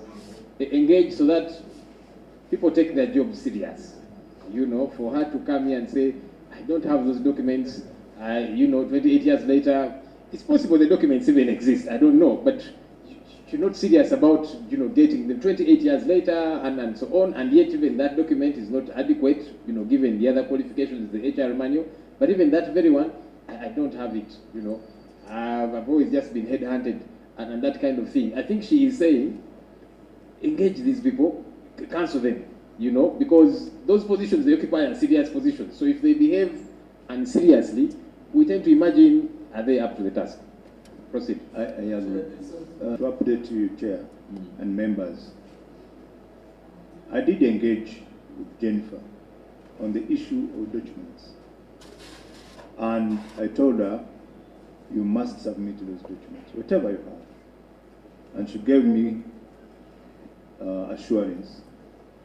Yesterday morning, very early in the morning, I was in office by 7:30. And she gave me assurance that she was submitting those papers to the committee. So that's as far as I can say. But I did engage her about making sure that she submits the papers.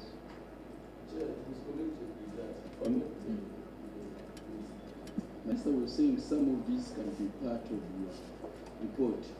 I don't agree with that. You are the father of the ministry. There are certain things you can solve and we don't put it in the report. It is good for the image. For instance, Chair, I liked the minister when we were interacting with CAA, and it was tough. And the way you came and agreed that this is bad, they should do like that, and we handled it that way. I don't say anything, as my sister was saying. We are not witch hunting an individual. The question is, why is that particular person causing so many people to get concerned? That is it. But if you cancel her, for instance, I've been reading on the social media, I don't believe so much in social media, where the Vice Chancellor of Makere is saying Jennifer must apologize for telling guys that she has been going to Makere and failing to get the transport. So such things, if they are clear, we shall not put it in the report. Okay, yeah, thank you. That's the person, but again, I talked to the chair, and this is coming in line with what the honorable member asked about the members of the board. Among the things we looked at, among the qualifications we looked at on that board, was in areas of human resource management, senior pilots, senior technicians, people with technical know-how. The chairperson of that board is a very senior lady, very, very senior, and she has been heading so many NGOs. I can tell you that I talked to her, and I told her what you're telling and what Honorable Bakabulindi is saying. I said, get time, sit down with this young lady and talk to her, not maybe as a chairperson of the board, but as a mother, so that the issues which are being raised by Honorable Chivazo, hopefully, should be able to listen. Because me as a man, I may have a different approach, but I think if she makes the chairperson of the board, who's a very senior lady, and she sits her down, some of these issues would be addressed. Mr. Chair, just for guidance, and there's a small problem which also has to be addressed for the board and management not to believe that there's a lot of influence peddling, to see how you can separate the different organs. You as shareholders and the lead entity, Ministry of Works. Because when I look at some of the documentation and operation, there's a feeling that you look at this as a department within your ministry. When it's a fully-fledged entity which is supposed to be operating separately, I can kindly give you guidance without pay. If I talk to you. Because there's a big problem now. Yes, you are my fellow. Your PS and the state minister, they're not supposed to appear anywhere legally, but they can give you advice as a shareholder in-house. Then you take that to a shareholders meeting. Because now I see correspondence where the former state minister, Joy Kabatsi, is giving numerous instructions on recruitment, on procurement, on, you see, when actually technically is not supposed to talk. But if it is through you as a shareholder in the shareholders meeting, it will be perfect in order. So we want to ensure that whatever is supposed to be done must be done in accordance with the law. I think that is a big problem. Then lastly, but not least again, management technically is supposed to take over this because it's a technical organ. So also the involvement of the board must be really clearly defined at a level, not to be seen, not only pretending, but not supervising, but actually doing the actual day-to-day management of an institution, which is technical and has other issues. So there lies the problem. I think that's why we have issues of infighting, which is actually created because of those gaps. Thank you very much, Honorable Chair and Honorable Members. I take note of the advice of my fellow minister and the lawyer. Please rest assured I'll be interacting with you in detail because the issue of company law and all this, you're very much in charge of that. Honorable Chair, I think, yes, I agree. There should be very clear separation of roles of the ministry, with shareholders. I think one of the problems which I can share with you came into being because of this is a young entity. And actually what the Honorable Swamp is talking about is part of what caused part of the problem to the other board, the first board, that they had left board level and they were going into management roles. And so there was conflict between the board and management. Now, we think that as the institution now, as the entity grows, we should be able to separate roles clear and allow each one to exercise his authority and his responsibility in the various organs. So we are going to do that because on the 30th we have an extraordinary AGM to even address some of these issues for this entity, and we'll be able to make sure that we define and we separate those roles. It was part of that, crossing over into other people's responsibilities, and that's what caused some of the problems. But we'll ensure that, again, as given guidance, we'll be able to ensure that. But I think that some of the things we had, there was for example, in some cases you would find maybe overbearing because of either lack of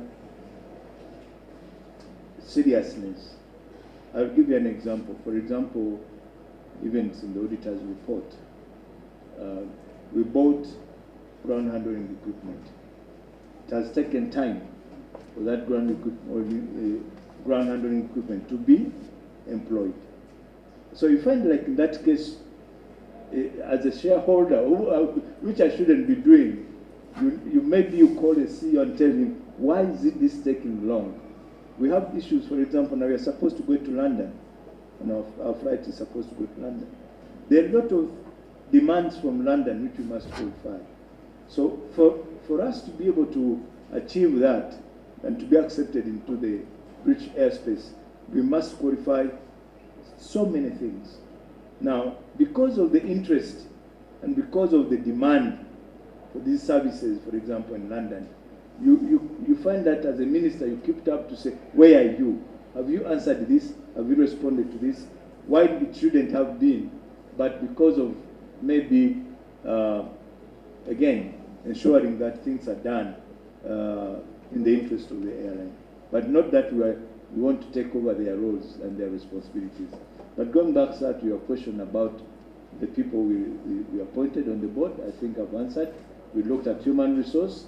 We looked at the pilot. One of the members of the board is a retired Captain Kisolo, very, very, very senior pilot. We looked at the technical people. We have about 2 engineers on that board.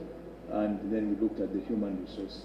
And we also looked at, because these boards you have to balance region, but we also had to balance technical know-how. And we got, for example, one of the things which have been dodging this company is the issue of the ICT, because we need most of the systems must be electronically controlled. So we had to get somebody who is an a person with electrical technical know-how to be on that board to help us with that. So we have a variety of qualifications on the board. Honourable Minister, perhaps in response to the staff structure is not existent, salary structure is not existent, it's hazy, and that causes problems. You find there are people earning too high, and then there are juniors earning too low. And they speak to us, they tell us, I've used Uganda Airlines last year, going somewhere, and the juniors, the cabin crew people and so on, these ones that, just are you feeding information at the airport and so on, they earn too little, and they are desperate. Now, we want to make a case for them, and we are making a case for them. Yeah, because these are the foot soldiers that do the real hard labor. Okay, we don't want them to get annoyed because they're earning too little money and then, I don't know, they do what? Because they're the ones in charge. The senior managers sit in the offices, they are not the ones running the flight operations and so on. It's important, because when they complain quietly to us, they can't complain to you people. They fear you might fire them or influence, so we must be able to take action on these issues. Of course, you have extensively dealt with the question of separation of powers. It's important, Honourable Minister, that people take decisions and stand by them, and then we hold them responsible. That if the board makes a mistake, we hold the board responsible, so that they don't throw now the baton to the minister. They say, the minister gave us instructions. We want to be able to hold the board responsible and say, you should have done A, you did B, we hold you responsible. We want to be able to hold the minister responsible. To say, Minister, you should have done X, you did Y. And the minister shouldn't say, but I had a directive. Well, you have powers to act. So it's important that these things are in place. We want this entity to function. We want it to thrive. Ugandans got excited when there was Uganda Airlines. Of course, amidst challenges, because they know with many projects, some of those, the saboteurs. Yeah. I have heard some powerful people in this country say that Ssenyonyi and this committee, they are economic saboteurs. They are sabotaging Uganda Airlines. Ssenyonyi is actually doing everything possible to see to it that Uganda Airlines functions. Those who are sabotaging it are the ones who are stealing money from Uganda Airlines, according to the Auditor General's report. Those who are not following procurement, those who are incompetent and not doing the right thing. Those are the economic saboteurs that Ssenyonyi is saying, let's deal with these people. So it's important that the work of this committee is put into proper perspective. And nonetheless, anyhow, we shall keep doing our work regardless. Colleagues, I want us to close this session. I don't know if there's time from any of the team. Yes, Honorable Sivan. Please, if you have something to put across, raise it. You said you're closing this. It's like you are the young. You have the...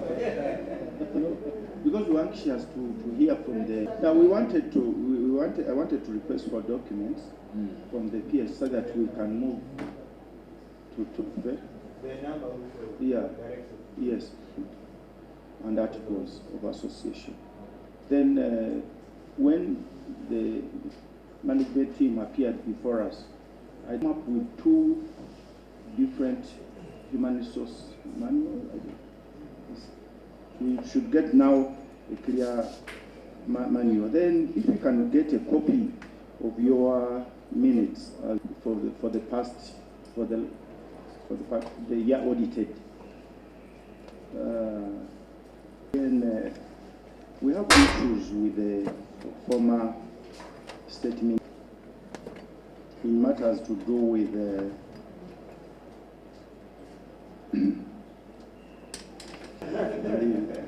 so, Honorable, when you raise queries, you are being unpatriotic? Is that what you're saying? No, because rising of what is, but I will give it to the chair. And Your Honor, Minister, you remember there was a time when the workers of Kenya Airways went on strike. And you know what happened? Airline is very sensitive. Very sensitive. My prayer to you, motivate the workers. Okay. Mr. Bagaya, I understand you were involved in the hiring. Who was? We understand the ministry was. I did not know about that. Okay, and these are issues you need to interest yourselves in. I'm not the person who throws my weight around. Come again? I'm not a person who throws my weight around. What does that mean? That I don't influence things. No, not you. Well, maybe you or whoever else.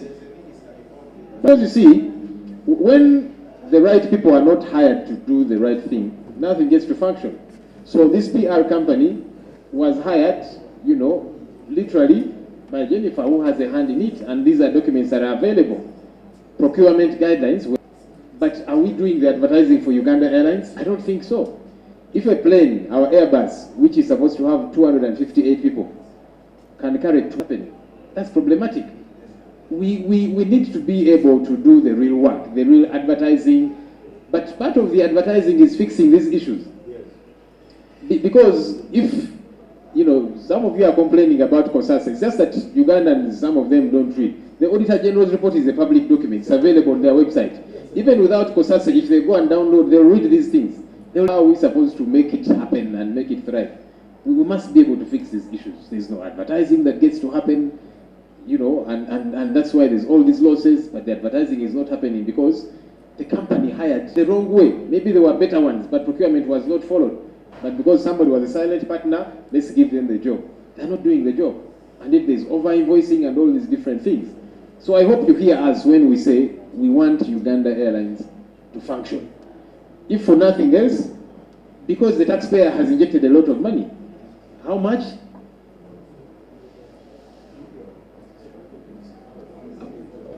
$1.6 trillion shillings so far. And that is as of last year. A lot more, is coming through. That's money that the taxpayer is concerned about. 1.6 trillion shillings is a huge investment. And on an annual basis, we are investing a lot more. Buying equipment and so on and all of these different things. Can we make these airlines function? Any other questions, colleagues? No further questions. I want to thank you, Minister, for coming. Fighting, we shall continue to fight when there is need to. Because ultimately, we want, if anything, we are fighting those who are sabotaging entities like Uganda Airlines. So do your homework as a minister and as a ministry, and as somebody supervising the board and the entity, because the buck stops with you, sir, as the leader.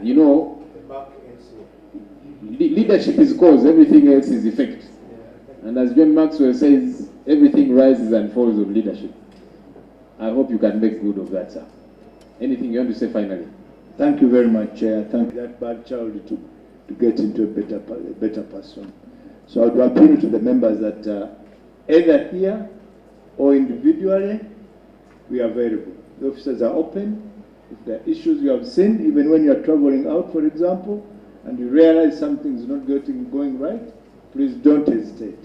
We are here to serve. So I want to thank you, sir, and as we conclude, I want just to say this.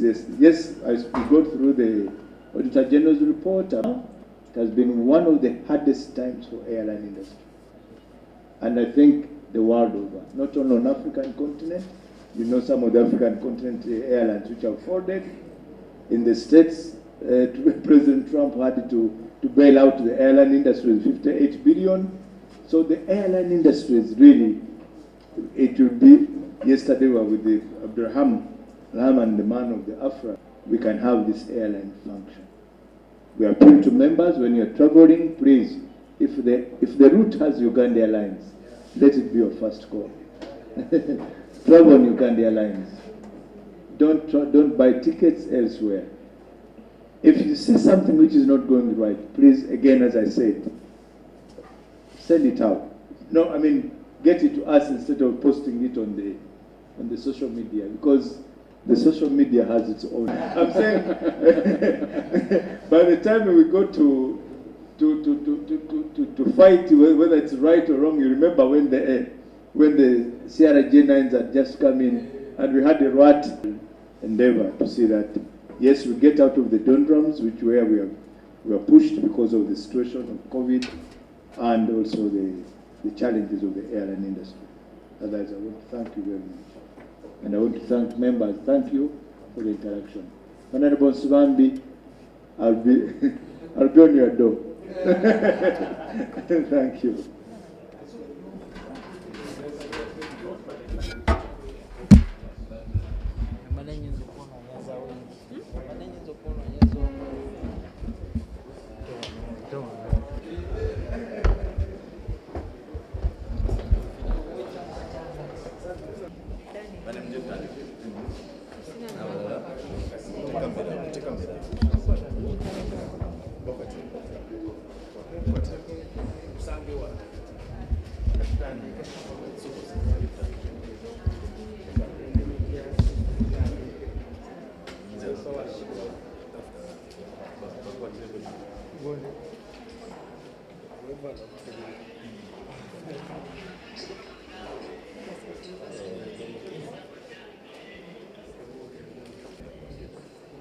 Yeah, ensonga eyo naffe twali nga ministry naye nga one of the shareholders twagitandikako dda era nituteekawo ka committee k'abantu 6 kuliko abantu 2 okuva mu National Planning Authority, 2 mu National Planning Authority era Ministry of Finance, kuliko abantu 2 okuva mu Public Service ne 2 okuva mu Ministry ya Works, nga twabawa obuvunaanyizibwa bagende bakole assessment oba balabe abantu abali mu airline buli omu ali mu kifo kyalimu alina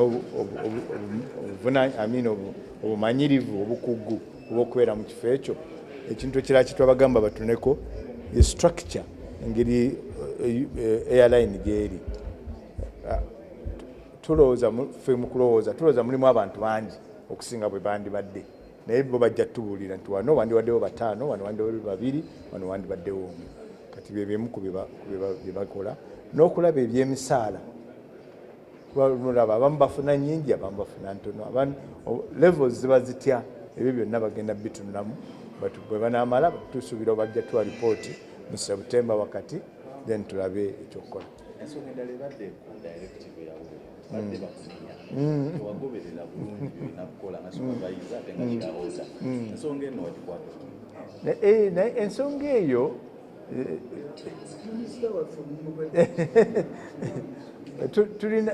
tulina okumanya nti ensi eggwanga lirina alikulembera eyaweebwa mandate ey'abantu. Akati omuti obo aba yaweebwa mandate ey'abantu ate nga ne constitution emuwaati emuwa mandate.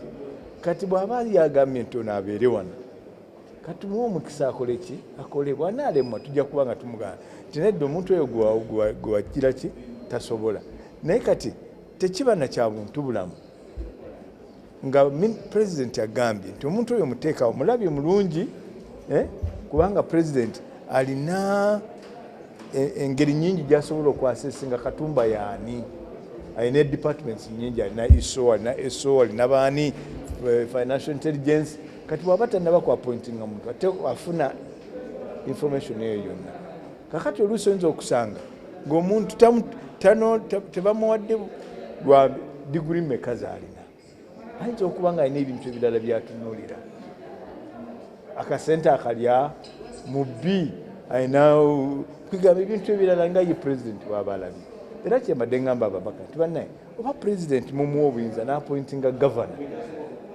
owa Bank of Uganda n'alonda chief justice ow'ensi yonna kakati muyinza emutya omuga nti walonda executive director tekisoboka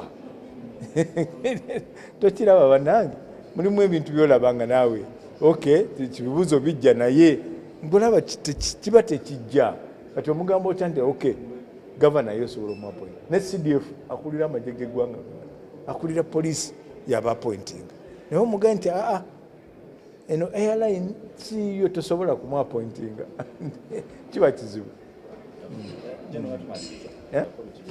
bambi kitalo nnyo okufiirwa Gen. Tumwine era mujja kulaba sitole ye yasooka okukuba essasi eryasooka ng'olutalo lwa 8 okutuuka 86 lutandika e Kabamba abadde n'abeerako obuseera bwe twali tubayita army commander nze nakola naye emyaka egiwerako nga nze ndi muyambi we nga ye army commander abadde omuntu ayagala ennyo eggwanga lye abadde alyagala nnyo ekigambo eggwanga lye erya Uganda amagye abadde agakolera abadde agaagala era ndowooza mubadde mulaba abamu nga muga nti Gen. Tumwine tava mu uniform yayingira mu kintu kyayagala amagye yali agaagala ng'amagye kuba waliwo abagayingiramu nti byonna biganye kamale gagendeyo naye ono yajja mu magye n'agakola ng'omulimu n'agaagala n'aganyumirwa kakati nammwe bannaye mbakubiriza bw'oba olina omulimu gw'okola gukola ogunyumirwe nga Gen. Tumwine kubanga omulimu gwabadde agunyumirwa naye kitalo naffe atugenzeeko naye ffenna lyekkubo enjawulo olunaku ki ogenda otya era ogenderawo naye nga ffenna lyekkubo naye Mukama amusasulemu ebirungi ebyo byakoledde eggwanga n'abantu ate mu ekiwumulo eky'emirembe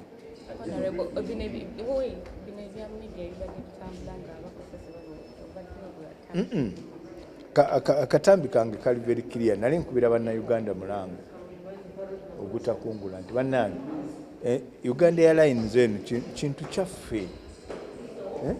kyaffe nyonyi yaffe ya ggwanga teri batalina bizibu industry zonna zibaamu n'ebizibu naye bwabeerawo akazibu akali mu Uganda airline tulemera tekasasamaza nnyo kubanga ne betukompitinga nabo mu industry eyo kibakolera kati bwe mwogerera Uganda airline obubi neyandigirinnye takola ki tagirinnya ate awo tuba tufiirwa kati eri abakuba gudikudde ti Uganda airline tejja kola ki tejja kusurvivinga naye tujja kusurvivinga kubanga commitment weeri omanye ekyo kinjukiza waliwo edda nga tukyali mu ntalo eza konyi n'abalala waliwo abantu baga nti UPDF eremeddwa balete UN netuga nti tetujja kuleeta UN mu ggwanga lyaffe UPDF ejja kukola ki ejja kuyimirira era UPDF nemala kakati yerimu ku magye agasinga amaanyi ku African continent kati ne Uganda airline ebizibu bino bye tulimu tujja bivaamu era tujja kubivaamu n'amaanyi ate tufune n'ennyonyi endala tweyongere okukola tusaba mujongere No, it's not grounded. Let me clarify. An aircraft being grounded is one thing. That means it's not functional. The aircrafts are functional. However, I can tell you this. For that aircraft Because some people have been saying, why did you bring in aircrafts before you had got the operators and the personnel to operate it? There are procedures. For that aircraft even to fly from here to wherever it's going to be, the regulator, who's CAA, must certify it. Now, for every person working on that aircraft must be certified by the regulator. Because, including the cabin crew, there are drills which they do on that aircraft before they can give them a certificate. So that's one. They went through that process, and all of the personnel have been certified to working on the Airbus. Now, the issue of going to other destinations, we don't determine, we make requests, but the decision for that country to accept or not to accept, it's up to them. It's not us. It's not that we have made so many applications to London, to Mumbai, to Guangzhou, until to Jeddah. If they don't respond in positive, we can't force ourselves.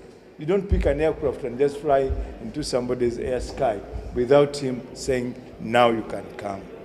So that is the process. It's a process and it's underway. So it means you're waiting for approval? Yes, for some of these we are just waiting for approvals from Mumbai, from London, from Guangzhou and Beijing. And from where you sit, how much are we losing because of Of course we are losing. We are losing because, for example, in London, the London route, there's so many people in the diaspora who are really tired of going connections from London to Dubai to where they would love to have a direct flight. That's one. If we had a direct flight, for example, to London, and we export our fresh foods, yeah, even if we take 20 passengers on that Airbus and we take full cargo, it is worth the journey. So we are pushing. We are through many ways. We are going through the embassy. We are dealing with the ambassador here, the UK ambassador here. We are appealing to our embassy also to make because most of what UK had required, we have achieved it. Yes. General, from there, comparison with the death of the late General when a brief summary of what has transpired. But I want to join the rest of the Ugandans in mourning General Tumwine, one of our most gallant soldiers who participated fully in the liberation war from 1980 to 1986. For me, General Tumwine, we trained together in Munduli. We were cadets together. I worked with him when he was the army commander. I worked with him. I was his aide-de-camp. I know his commitment to work. I know his commitment to the nation. He has been a dedicated servant, a very, very dedicated servant. So we shall really miss him. And he's one person who loved his job. He loved the army with a passion. That's why sometimes people are saying General Tumwine is always in uniform, because he loved what he was doing. He loved the profession. And he led the army at a time when we were not yet even properly structured, but he was able to lead the army. So we shall miss him as a fellow combatant. We shall miss him as one of my cadet mates and course mates. And of course, as a UPDF, we shall miss him as a general. General, the issues that have been raised, you've been live for failing to conduct credible interviews. Yes, the committee has raised the issues of why did we follow a directive to appoint the CEO. But I was sharing with them that the president, the executive arm, he has the powers. The Constitution gives him those powers. And it is unthinkable that when he makes a decision and selects a person, then you are going to go back and say, why? How? I mean, if I was just sharing that if he appoints people like the Governor, Bank of Uganda, Chief Justice, what about a CEO? The only thing maybe which I saw and which Honorable Swambi was talking about was that, yes, we should now make sure that all that is done according to the Company Act. That one I agree. We shall follow the law. On the issue of the salaries, qualifications, what have you done? The salaries and qualifications, there's already a team which we put in place in May to go and do a manpower audit to look at how well is the Uganda Airlines manned, because there are standards which we must meet. For example, on the Airbus, I think there's a provision that they must have a crew not less than 3 sets of crew. So we have to look at how is the institution now in terms of manpower, in terms of salaries. Are the salaries adequate? Are they overpaid? And if they are so, who? And then look at the structure. So they are doing that work, and within September they'll be able to give the report. Thank you, Jen. Thank you. Ebibuuzo oba just nze njogere byange just.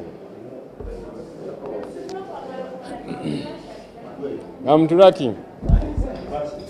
Omanyi kigambo bamutulaki tekitegeeza mu Lutoro. Who knows Lutoro here? I don't know. Sajuna like I know information. Okay, so muli ready?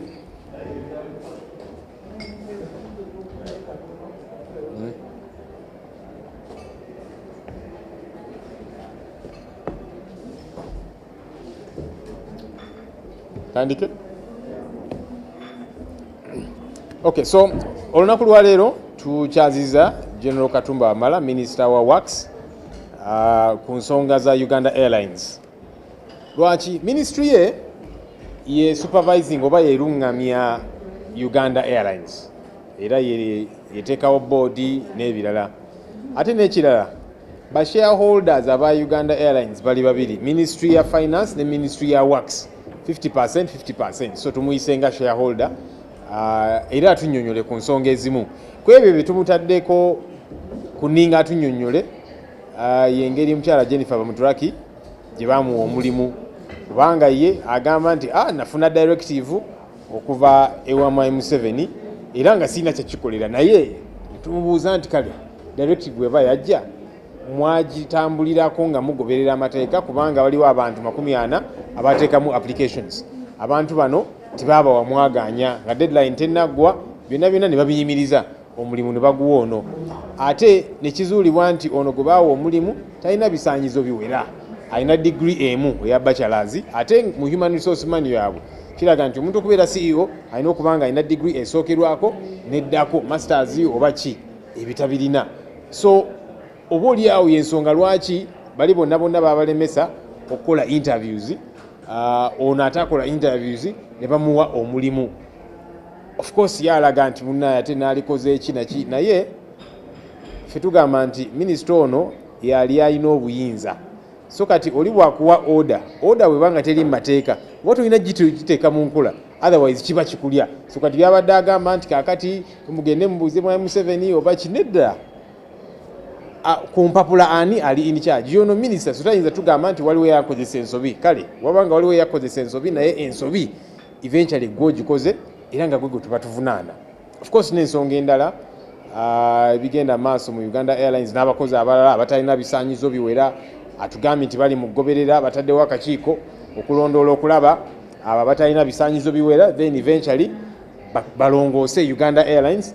Katulinde tulabe oba ekyo kinaateekebwa mu nkola, naye naffe mu ripooti yaffe tujja kulaba bye tunaateekamu, kubanga twagala Uganda Airlines ekuli. Tulina byensomako eyo, waliwo abanene eyo mu gavumenti abagamba nti Ssenyonyi agezaako kulemesa byanfuna, alemesa Uganda Airlines. Ssenyonyi n'akakiiko kakulembera tugezaako okulaba nti ekitongole kino kikola bulungi. Ebikiremesa abakozi abatalina bisaanyizo, ababba ssente, procurement nga tebagoberedde mitendera naki, abo be twagala bakangavule, abo be balemesa ebyenfuna by'eggwanga ne Uganda Airlines. So siffe ate abagezaako okwanika abantu bano nga twagala bakolebweko ng'amateeka bwe gagamba. Any question you want me to answer? So twaengaging era ne minister n'atusaba nti kakati Bamutulaki musooke bumuleke, yakola ensobi yabanyiiza n'atawandika mu budde naki, naye nze nga minister nsaba mutuweeyo ku ka time, kubanga bakyalina bye bakwasaganya. Ffenna tuli bantu, oli bwagamba nti alina byasooka okukwasaganya asabayo ku budde, tuba tusobola okubumuwa. Naye ensobi eyaliwo ono teyatubuulira mu budde kwegamba alinga ate atubalaamu. meeting erina okuba nga etandise awo ebbaluwa n'eryoka ejja. Lwaki tobeera mu buntu n'ogaa nti kale kambabuulire nga olunaku terunatuuka? So ebyo nabyo tubyengeginga tulabe biri byakwasaganya bigenda tutwala bbanga ki, kubanga waawo naffe ng'akakiiko tetulina bbanga ddene nnyo, tulina okumaliriza ekitongole kino ate tudde ku bitongole ebirala. So tugenda kubalansinga tulabe. Minister of Finance nabo batuwandiikidde nga bagamba balina engagements nyingi ze bagezaako kwasaganya buli minisita alina waali ne bagamba tebasobodde kujja, naye era tujja kufuna obudde obulala kubanga tetugenda kukkiriza muntu yenna kwebalama kunoonyereza. Buli bwe kikwatako eventually ajja kujja wano atunnyonnyole kubanga zino munnaye sente zamuwa omusolo.